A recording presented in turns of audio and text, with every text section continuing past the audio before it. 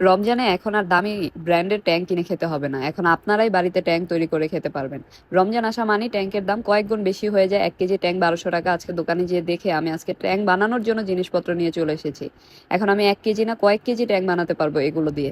সবাই আমার রেসিপিটি ফলো করে দামি দামি ট্যাঙ্ক না কিনে এভাবে এই যে আমি একটা গ্লুকোজ নিয়ে এসেছি, এটা 400 গ্রাম রয়েছে, 160 টাকা দাম নিয়েছে। আর একটা ইমালশন কিনে নিয়ে এসেছি, অরেঞ্জ ইমালশন, এটা 150 টাকা দাম নিয়েছে। আর 1 কেজি চিনি নিয়ে এসেছি, 130 টাকা কেজি। এখন আমি এখানে 1 কাপ চিনি নিয়ে নিলাম, 150 ml কাপ দিয়ে মেপে নিয়েছি। আর এখানে গ্লুকোজ ইউজ করব, এটা 1/4 কাপ, 100 ml এর মতো রয়েছে। আর একটু সামান্য পরিমাণ লবণ দিয়ে দেব, দিয়ে এগুলোকে জাস্ট অল্প একটু ব্লেন্ডারে ব্লেন্ড করে নেব 5 সেকেন্ডের মতো।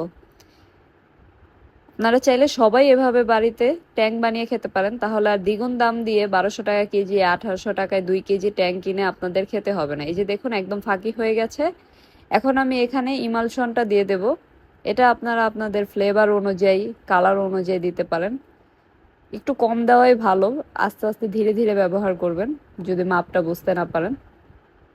এই যে আমি এটা দিয়ে একটু ব্লেন্ডার করে নিলাম। এখন সাইড থেকে সব কিছুকে একটু লেড়ে দিয়ে এখন আবার ব্লেন্ডারে জাস্ট 1 থেকে 2 সেকেন্ডের মতো ব্লেন্ড করে নেব। এই যে দেখুন হয়ে গেল, ব্যাস হয়ে গেল আমার ট্যাঙ্ক তৈরি। এখন আমি এটাকে একটি বাটিতে ঢেলে রেখে দেবো। এভাবে আপনারা বাহিরে রেখে 1 মাস খেতে পারবেন, প্রয়োজনে আপনারা ফ্রিজেও রাখতে পারেন।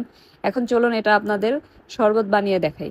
এই যে দেখুন কি সুন্দর কালারটা এসেছে, একদম পারফেক্ট দোকানের ট্যাঙ্কের মতো। বিশ্বাস না করলে আপনারা একবার বানিয়ে খেয়ে দেখুন।